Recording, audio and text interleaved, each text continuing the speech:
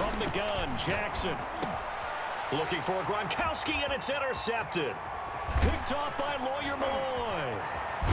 And they will finally put it into the return, but not until he takes it back all the way